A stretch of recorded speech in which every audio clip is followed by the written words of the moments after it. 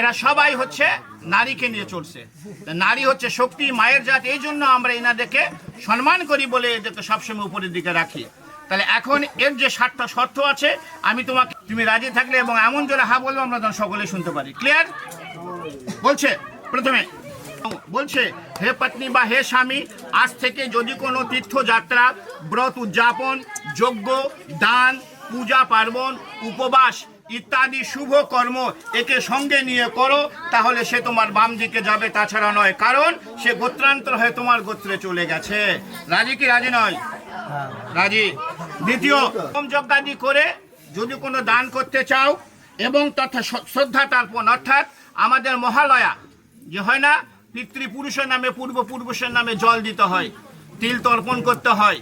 তো এই পূর্বপুরুষ যেহেতু সে গোত্রান্তর হয়ে তোমার গোত্রে গেল, এখন তোমার বাসায় যদি এই বিধানটা থাকে, তাহলে একে সঙ্গে নিয়ে তোমাকে করতে হবে, তাহলে সে তোমার বাম দিকে যাবে, তাছাড়া নয়। রাজি।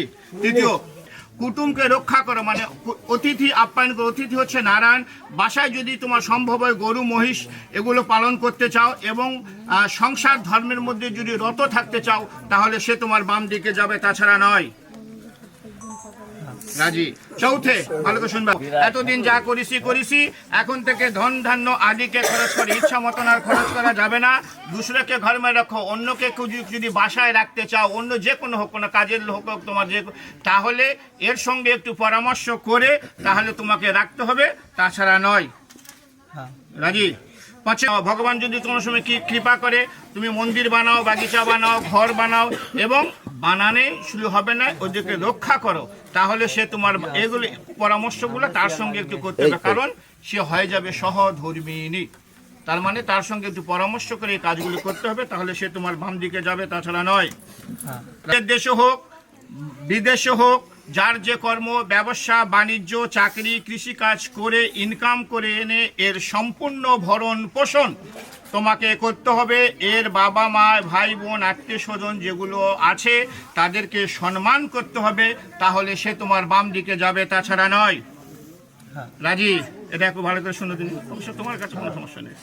সাথে, আজ থেকে আমি তোমার পত্নী, আমরা একে অপরের সুখ দুঃখ ভাগ করে নেব, অত্যন্ত হীন ভাবনা ও কামনা হয়ে, পরন্তু পর স্ত্রী, অন্য কোন স্ত্রী পর নারীকে না সও। অর্থাৎ একে আজ থেকে যে চোখে দেখা যাবে, এই চোখটা আর অন্য কোনো নারীর প্রতি দেওয়া যাবে না, তাহলে সে তোমার বাম দিকে যাবে, তাছাড়া নয়। তোমার 7টা শর্ত সে মেনে দিছে, আমরা শুনছি।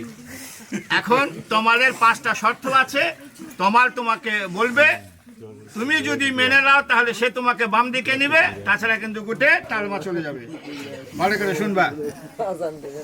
বর বলছে, হে পত্নী, মেরে চিত্ত অনুকূল, চিত্ত শব্দের অর্থ হচ্ছে মন, ওর মনের অনুকূলে তোমার মন সদা সর্বদা থাকতে হবে এবং তার আজ্ঞা পালন করতে হবে, তাহলে সে তোমাকে বাম দিকে নিবে, তাছাড়া নয়। বলছে তুমি সদা সদেব প্রতিব্রত যে ধর্মটা আছে, সেই ধর্মটা তোমাকে পালন করতে হবে, আর প্রতি যে সেবাটা আছে, সেই সেবাটাও তোমাকে করতে হবে, তাহলে সে তোমাকে বাম দিকে নিবে, তাছাড়া নয়। আচ্ছা, এখন ভালো করে শুনবা এই কথাটা কিন্তু, বুঝছো?